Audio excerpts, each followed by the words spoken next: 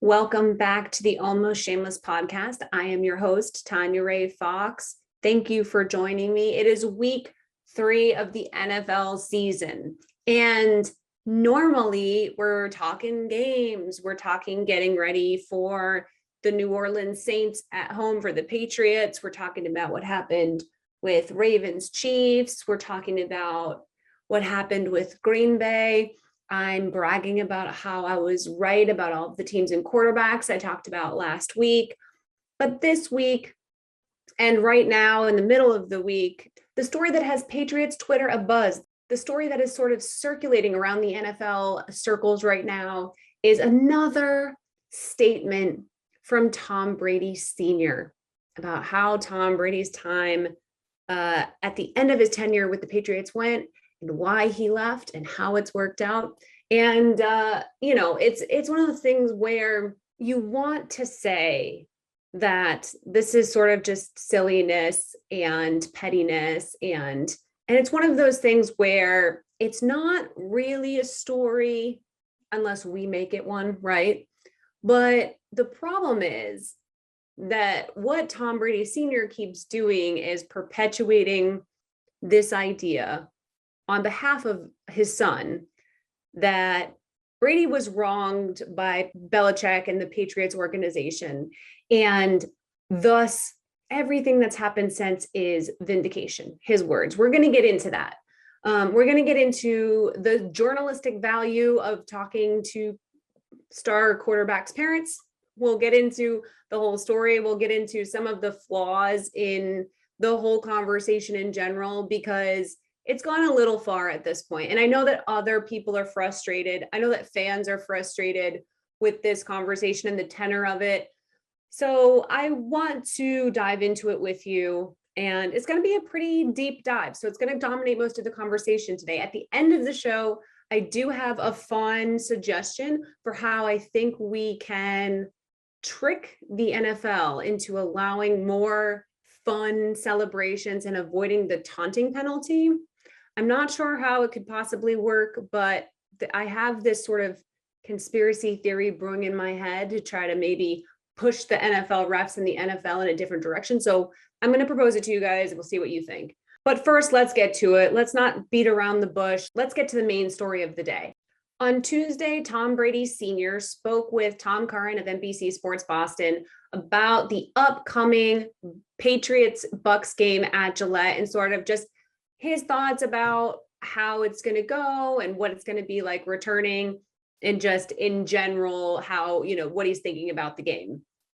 The exact question from Tom was, as he prepares to come back, what is your feeling? Pretty open-ended. He kind of riffed about him not, him and Belichick being on decent terms or whatever, and insinuated that Belichick pushed him out the door, but that he was happy to go. And he's obviously happy in Tampa Bay. So everything worked out. Belichick got his way and Brady got his.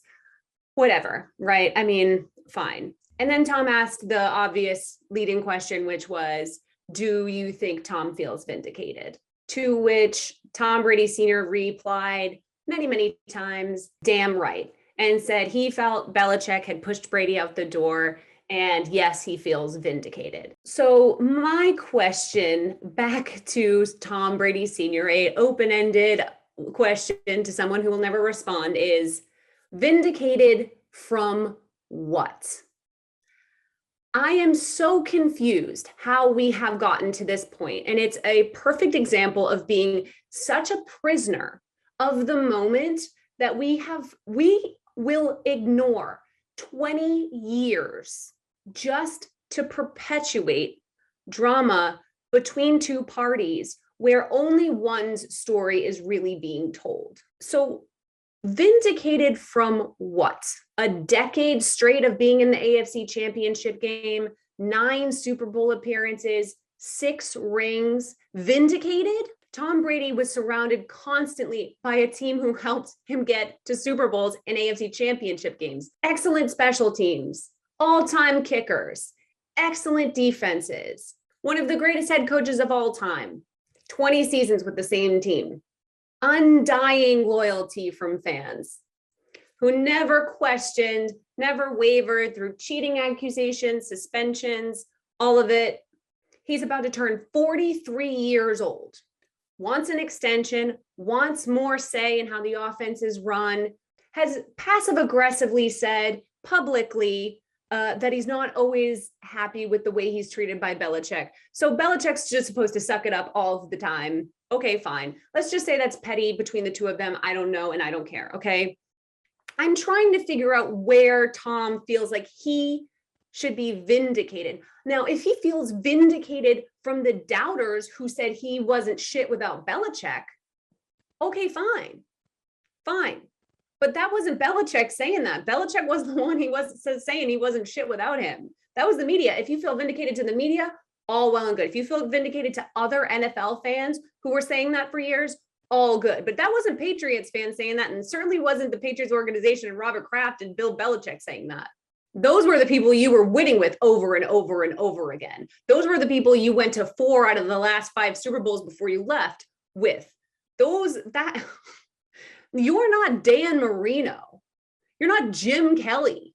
You're not a guy whose team and coach never helped him get over the hump. Last couple of years, you didn't like what you had for offensive players, whatever else. Fine. Talk to every other quarterback in the league. Talk to Russell Wilson. Talk to Aaron Rodgers. Talk to Ben Roethlisberger. Talk to Peyton Manning. They all had gripes. They all have them. Every star quarterback has them. You actually want me to buy into a narrative that Tom Brady had to be vindicated from his time with the Patriots as if he'd been playing with the Lions? Calvin Johnson should want to be vindicated. Matt Stafford should want to be vindicated. Not a guy that came away from that team with 6 titles, more AFC championships than I can count off of the top of my head. 20 years of constant success. And Tom Brady leaves, goes to a team that's completely stacked. There's all pro players across the board on that team, offense and defense, a great offensive line, a coach that'll let him, do what he wants to do. It's insane. It's insane how well he's been playing. One would hope he'd be playing that well, considering his entire team on all sides of the ball is stacked with all pro talent that isn't getting paid because of the way the team was already constituted when he got there. But whatever, he's still insane. We've watched it. 9 touchdowns through the first 2 games at the age of 44. The guy is just a cyborg from a different universe. Got it. Patriots fans already knew that. I don't know who still needed to be convinced after the guy had played in his 9th Super Bowl, but okay, if the 10th was the way that you got over your hump, well, now congrats, you've helped vindicate Tom Brady. But this whole thing is really weird. First of all, it is not exactly the peak of journalism to talk to someone's dad about how things went down in one of the most notorious sports breakups of all time, if not the most notorious sports breakup of all time.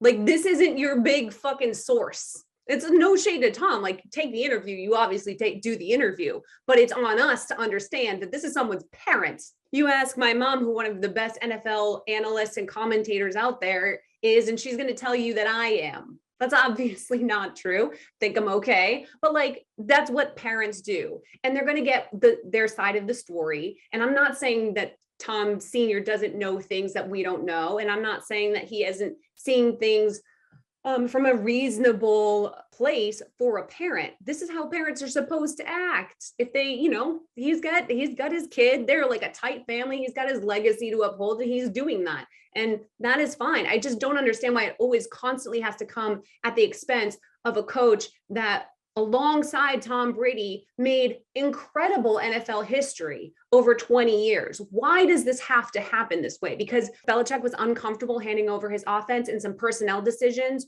to a quarterback who was about to turn 43 years old. It's all well and good to look at this in hindsight and say Belichick screwed up, but he wasn't going to be able to put together the roster that the Bucs have. When you've been to 4 of the last 5 Super Bowls, you have to enter a soft reset there. You're doing a soft rebuild. There is no just having these young stars ready to go, blossoming, ready to get on the cusp of their prime. The team had been to 4 of the last 5 Super Bowls. You can't just flip that in a year. You can't even necessarily flip that in 2 years. Brady had expressed frustration with the way his relationship with Belichick was going for a couple of years. He started selling off his property in Brookline. He made it clear he had demands. Belichick wasn't necessarily willing to meet them. Brady was more than happy to move on. He hightailed it out of New England. This was not a tearful goodbye. He didn't get up at a podium and say, this isn't what I wanted. I wish I could still be with you guys. He got down to Tampa Bay and it was immediately like, this is the life. I'm going to go practice in parks without masks on, and I'm going to do whatever the hell I want. I'm going to run the offense. I've never been happier. I got my guy Gronk with me. Everything is good. This is amazing. He embraced it. It took him 0.0 seconds. That is not a guy who was heartbroken that he wasn't kept around. Now, Patriots fans can be mad that Belichick didn't extend himself further to convince Brady to stick around, but like how much for at what point are we going to stop criticizing the one coach in the history of American professional sports to stay with the star as long as he did? 20 years with one coach, one quarterback together, 20 years. And we decide that's the guy who didn't nurture his quarterback relationship enough. He's the only one to ever do it. Just Belichick has one guy at the helm, goes to 9 title games with one guy. And as soon as Brady leaves and succeeds somewhere else, all of a sudden Belichick's a moron. No one else has ever done it. So we don't even have anyone to compare him to. It's a one-of-one situation. And the bigger, more important part of all of this is that we're hearing from one side of this. And when you're only hearing from one party, usually that party is trying to make a point for some reason that we don't know. I don't know what Tom Brady or Tom Brady Sr.'s motivations are with this, but there is nobody speaking on Belichick's behalf, somebody who's become his mouthpiece in this sort of one-sided back and forth. There is no Tom Brady Sr. on Belichick's side coming out to insinuate that Tom Brady had become a diva who wasn't willing to be a team player, or that Tom Brady wanted too much money, or anything of this sort. His mouth has stayed shut. For most of the reporting that's come out has been influenced by Brady and Brady's camp because they're the ones talking. When you're only getting one side of the story, that's usually a sign that there's more to it. And of course, there's more to it. This is a divorce. It's not a unique metaphor, right? Not the first person to call it that. It's a divorce. And if two people had been successfully married for 20 years, had 6 beautiful, thriving children who went off into the world and succeeded in their respective relationships and careers, and they had created this beautiful family, this beautiful legacy, and they separated amicably. One of them moves on first, finds a new relationship, is happy, seems to have figured out how to have another fruitful, successful romantic relationship, and on multiple occasions goes to their shared friends and family and says, I'm so happy. My ex totally kicked me out. I had no choice but to move on, but I'm so happy that I did move on. And it was probably time, but it wasn't my fault. And they left me. So the fact that they are still alone and I'm in a relationship and happy is probably for the best. I feel vindicated. Everybody around you would be like, all right. Everyone around that person would be like, all right, we get it. They started to suck at the end. You lost the magic. It was no longer there. You've found it somewhere else. But I'm assuming it's not doing your family and that legacy you created together, that beautiful family you created together, any good by you doing this, especially when the other person's not saying shit, when they're just like, yeah, it went the way it went and I wish them all the best. It's just a bad look. It's not cool. And it makes it clear that they're trying to control the narrative. No 20-year relationship is decided on one side. There were plenty of signs that Tom Brady was getting itchy in New England, that he saw his ability to take on other roles that didn't fit into Belichick's system. And I don't blame Tom Brady for that, but I also don't blame Bill Belichick for that either. He's a coach. There are new challenges that coaches want. just like there are new challenges that players want. And handing over personnel and coaching decisions to your star quarterback and things like that, that might work for some coaches. It works for Bruce Arians, but it wasn't going to work for Bill Belichick. And the Patriots and Robert Kraft had a decision to make. Do you keep the coach who can coach for another 5, 6, 7 years? Or do you keep the quarterback who at any moment could start to decline really quickly and put your team in a position to no longer compete and hamstring you? That's obviously not what happened with Tom Brady, but you got to choose a side there. You keep the coach or the quarterback. And I talked about this a little bit on Twitter, and I have people trying to tell me that Belichick didn't build around Tom Brady enough. And listen, at the end of this Super Bowl era, in the back end of it here, 2018, 2019, yeah, it was looking a little stale on offense. For sure. The weapons weren't there. He wasn't drafting well. But don't tell me that for the majority of their time together, that Belichick wasn't managing that roster well. He was consistently ranked in the top 1 to 3 among GMs in the league for most of the 2010s. Go back and look at it. Go look at NFL Network, NFL.com rankings of GMs, anywhere you want to find them. Belichick was always at the top of the list. Elite cap manager. Rarely, if ever, gave out bad contracts to big stars on the market just because he had to. I got people on Twitter pointing out that, he pissed off Tom Brady when he traded Logan Mankins. Well, number one, players get pissed off at their coaches and GMs for trading players all the time. Nothing new. Not unique to Tom Brady, not unique to Bill Belichick. That is something that happens all the time. Number two, you're seriously going to bring up Logan Mankins as the example for how Bill Belichick screwed over Tom Brady? Logan Mankins in 2010 was a restricted free agent because of CBA things, and he got pissed because they were going to pay him like the $3.1 million, and then it was going to be diminished down to $1 million. It was a whole thing. And he said, point blank, I want to be traded. Talked a bunch of shit about how the Patriots weren't loyal, held out. The Patriots asked for an inordinate number of first-round draft picks or something in return. Logan Mankins wasn't getting traded. He was holding out. They met together. They figured it out. Even after he spoke out, said he wanted to be traded, talked shit about the Patriots, and sat out, I think it was half the season, Belichick figured it out with them and signed him to a record-breaking extension for a guard. So then in 2014, Belichick decides to trade him for Tim Wright, the tight end, and a 4th-round draft pick. Everybody balked. Everybody lost their minds over it. Well, Mankins had 2 decent seasons in Tampa. He was fine. You look at his approximate value on Pro Football Reference, and it dipped significantly, in half and more, from 2013 with the Patriots to 2014 and 15 with the Tampa Bay Buccaneers. He was fine. He was a good veteran presence on their line. He was pretty good. By the time the Patriots were entering the 2016 season and were about to go win their 2nd Super Bowl in 3 years, Logan Mankins was retired. And Bill Belichick had flipped that 4th-round draft pick for Trey Flowers. So I'm not sure why anyone would ever bring up Logan Mankins as a way that Bill Belichick screwed over Tom Brady. He paid Logan Mankins a record-setting contract and then traded him 2 seasons before the guy retired. There's a reason that most NFL quarterbacks are not equipped to be GMs and personnel managers. And it doesn't mean that they can't be involved. There's also a reason that Tom Brady met with Bill Belichick weekly to go over the offense. Belichick trusted him. They gave each other input. They gave each other ideas.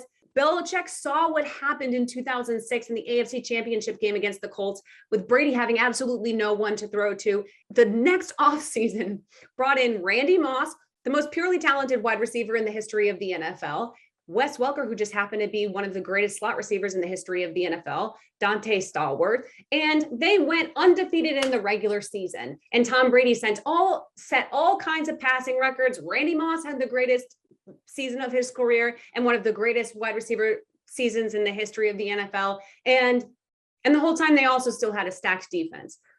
Those players also helped carry them through the next season after Tom Brady got hurt and Matt Castle was starting, and they still went 11-5. Was Belichick always a perfect GM? No. Was he always a perfect talent evaluator? No. But he also regularly got his teams to AFC championships and Super Bowls over and over and over again. because he never overcommitted. He never got too precious with players. Other players don't like that. Obviously, they want coaches to get precious with players. They want to keep their favorites around. Fans love to see a big fancy signing. Well, you can look at the Steelers. The Steelers haven't won a goddamn thing. They haven't been in a Super Bowl since 2010. So congrats, you're great at drafting. Congrats to the Chargers, you're great at drafting. What has it done for you? Congrats to the Dallas Cowboys, all your guys are getting overpaid and you haven't won shit in 25 years. By the way, take a look at Andy Reid's most recent record with draft picks. He's not lighting it up either. He has a really good quarterback, a really good tight end, really good wide receiver, and he just rides that as far as they can go. Got honey badgered there, great, awesome. He figures it out around the star players he already has. Everybody acts like there is some perfect ideal of a GM and a roster builder out there, and yet no one can point to me who was more successful. Essentially, what you're saying to me is that Belichick screwed Tom Brady over because they could have won more. To look me in the eye and tell me, in a league where no one has ever even come close to 9 Super Bowl appearances in 18 seasons, that Belichick should have taken Tom Brady to more Super Bowls is flat out disturbed. It's disturbed. You need to seek counseling, and not like regular counseling, like the kind where they prescribe you medication, because that's fucking bonkers. Drew Brees and his coach are both going in the Hall of Fame. First ballot, 1 Super Bowl appearance, 3 7-9 seasons in a row in the middle of Drew Brees' prime. Most people agree that Aaron Rodgers is the most talented quarterback of his era, if not of all time, depending on who you talk to. 1 Super Bowl. He has played in 1. Peyton Manning, 2 teams, 2 rings, the second of which he had almost nothing to do with in the grand scheme of things. And you think Belichick didn't do enough for Tom Brady.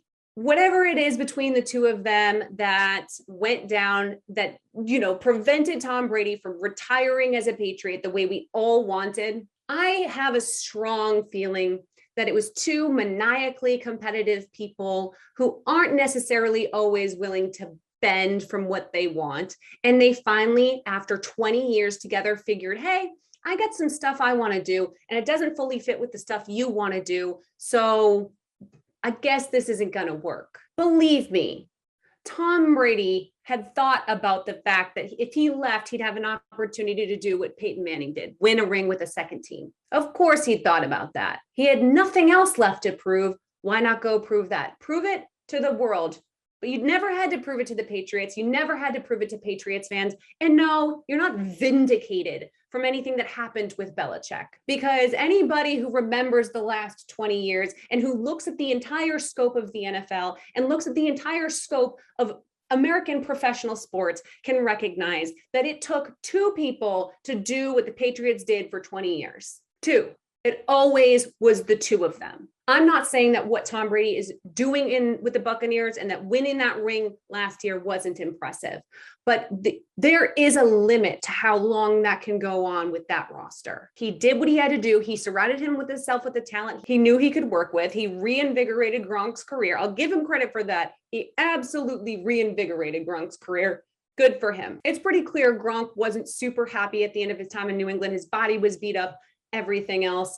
I know he has a complicated relationship with Belichick, probably a lot, honestly, more complicated than Tom Brady's for sure. So fine, you went to a stacked team, the stacked offense and the stacked defense, and you went to a Super Bowl and you beat Patrick Mahomes. It's really impressive. Do it for another 20 years. And then we can compare the situations. Until then, I'm tired of this. And until you can show me another coach and a star player who worked together for that long, that successfully, you can shut the fuck up. Okay, before we go, here's my idea for maybe how we can mind meld the NFL refs into backing off the really ridiculous taunting penalties for excessive celebration, all of the stuff that's just been everybody's really annoyed with it. It takes the fun out of things. I don't see it as sportsmanship really is not an issue in the NFL. For the most part, People know how to act. These are grown men getting paid a lot of money. Give the fans some credit. Give the players and the coaches and the refs some credit that they can recognize the difference between real taunting and someone celebrating scoring in a league where it's very difficult. Give us all a little more credit, NFL. So here's the deal. Here's what I want to see. And I think that this plan is going to have to involve like the Jaguars or the Jets, a team that's really bad. Okay. A team that in the next 2, 3, 4 weeks, we're going to know for sure has no chance at making the playoffs. They know that they don't have any chance at making the playoffs. And what they need to do is they need to make a pact with the team that they're playing that at the end of the game, if they're losing and the other team is winning, the losing team will celebrate excessively with the winning team. Now, I know it's going to make it look like they threw the game, but we already know that the Jaguars and the Jets don't need to throw a game to lose it in embarrassing fashion. So if we could just live in this fantasy world for a moment and the Jets or the Jaguars are losing by 3, 4 scores. It's the end of the fourth quarter. The game is totally out of hand. There's nothing can be done. If a few Jaguars players sort of got in impromptu on the other team's excessive celebration, then what do the refs do then? If the team itself is joining in on the fun in a show of solidarity, which they would make it clear that it was a show of solidarity to aid the fans and the league, not to make a mockery of the sport, but to try to help it move forward. I'm just saying, what are you going to do? You're going to flag both teams for excessive celebration? Then it cancels out. And maybe, just maybe, in this insane version of the world that would never happen, the NFL would say, hey, this is actually pretty stupid. Yes, my idea is stupid. It's totally insane. It would never happen, but it's still not as stupid as penalizing players who celebrate touchdowns and big plays in a sport where they get constantly tackled and thrown to the ground and pushed around and shoved around and shit talked on the field. I'm just saying the NFL is very familiar with collusion. The owners are very familiar with collusion. So why not give players a chance to get in on that fun? All right. Thank you guys for tuning in. I appreciate you listening. I really am interested to hear what you think about the Brady Belichick conversation. I know we're going to be having it now until probably the end of time at this point. I don't think it's ever going away. I had hoped that maybe it would go away at some point, but I think we're past that. I think until, even if, let's say the Patriots won the Super Bowl this year, I think the conversation would only get weirder and not get any better. So we're in it for the long haul. Just stick, let's just do it together. Let me know what you think. Once again, you can always DM me or reply to me at Tanya Ray Fox on Twitter and on Instagram. The podcast feed is at Shameless TRF on Twitter and on Instagram.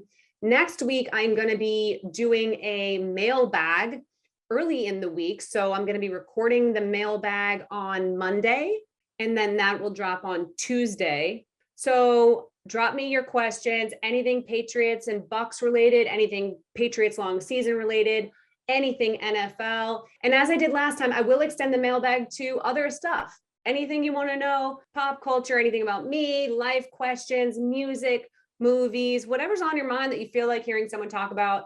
I love to get into whatever. So obviously I'm sure it'll be an NFL heavy show still, but we want to make it light. We want to make it breezy heading into Patriots Bucks. There's going to be a lot of people breaking down that game beforehand. And I'm going to leave that to the people with a little bit less emotional involvement than myself. We're going to mailbag it next week and have a little fun. So if you have questions that you want to submit, you can DM me on Twitter, you can DM me on Instagram, or you can email almostshamelesspod@gmail.com. And I will get to as many questions as I can, if not all of them, as long as I can fit it within 30 to 40 minutes. Your question will make it in. I appreciate you guys once again joining me. Thank you. Looking forward to breaking it all down this Sunday on Twitter. So join me over there for Patriots Saints and all the other games on Sunday. Have an awesome rest of your week. Get me those emails and those messages for the mailbag, and I will talk to you next week. Bye. CLNS Media's Patriots coverage is brought to you by the Legends brand. High-performance apparel with style and comfort that you will want to wear all day long. Use the promo code PATS20 for 20% off your first order. That is legends.com.